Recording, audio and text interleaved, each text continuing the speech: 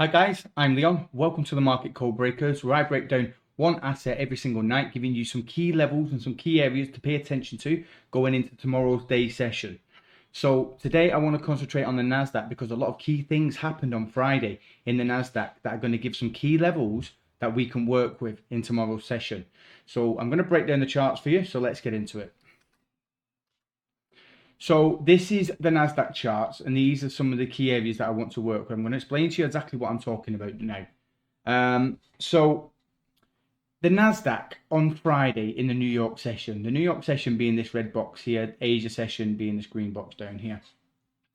So in this session, the New York came up to this red zone here, this red zone, and this is a range. Okay, so they didn't complete that whole red range. That's a signal of maybe what's to come.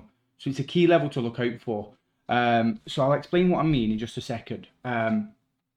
So New York broke into this red range. They left it incomplete. They did give some confirmations from touches from the bottom to the midpoint back to the bottom.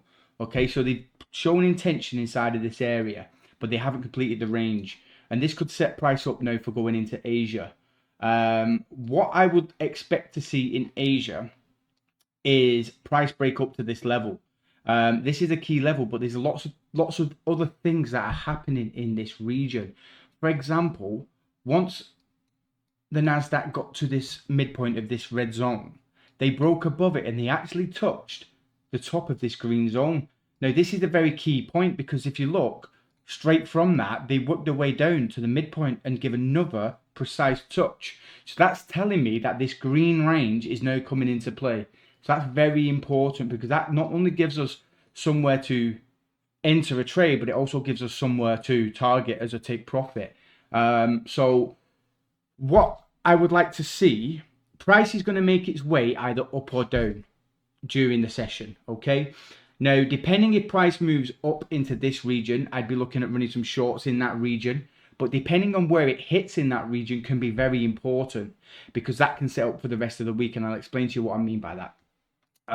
But if price was to make its way down in the Asia session, down to this 19,980 zone, if that was how Asia was to open the day and they would move it down, I'd be looking at running some longs in that area and be fully expecting price to go up. My target would be the highs of this range at 20,280, but there is a potential it could go even higher than that, depending on which way they want to move to begin with. That's very important.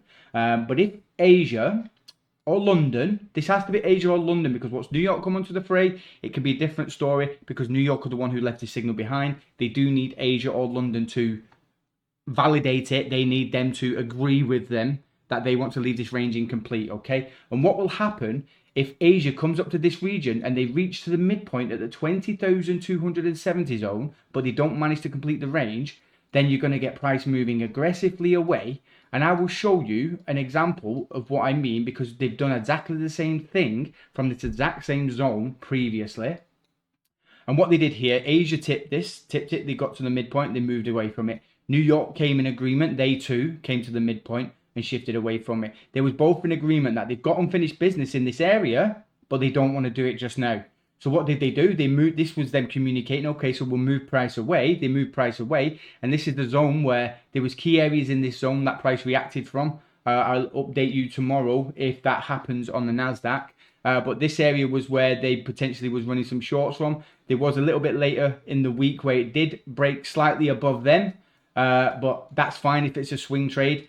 This would have been the absolute best point of entry, but you still would have been valid to take an entry just here. You just would have had to hold it through a little bit of drawdown, and then you can see when they did actually make their way back into this zone, they absolutely ripped it. Okay, so this is what I'm expecting to see going into tomorrow's session. I'm expecting to see they're either going to react from the midpoint and then shift down, at which point I'd be looking at running some shorts in this region, Asia or London, that is. Or they're going to bring it down to the bottom end of this zone, which would be the 19,980 area. That'd be a key area where I'd be looking to take some longs. But those are the key areas going into tomorrow. If London and London or Asia get up into this region, but they don't react from this midpoint, this 20,270 zone level, and they actually get to the highs of this range, then they've left that range complete. That range is now completed. Price might jump up a little bit through this range into this yellow box, which is why I've got the yellow box, because there is a few key zones that it could want to reject before price makes its way down. But the key areas to take away tomorrow, going into tomorrow's session, is when price comes up into this 20,270 zone, you'd be waiting for a reaction either at 20,300, 20,270, or it could even react from the bottom of this range at 20,240. So 20,240 is another key zone where it could react from. So if price makes its way up, I'd be looking for a reaction at one of those areas. If price makes its way down into this region, then I would definitely be looking at a reaction at the 19,980 zone, and then I'd be running along from there. Those are the key areas that I want you to take forward going into tomorrow's session on the Nasdaq.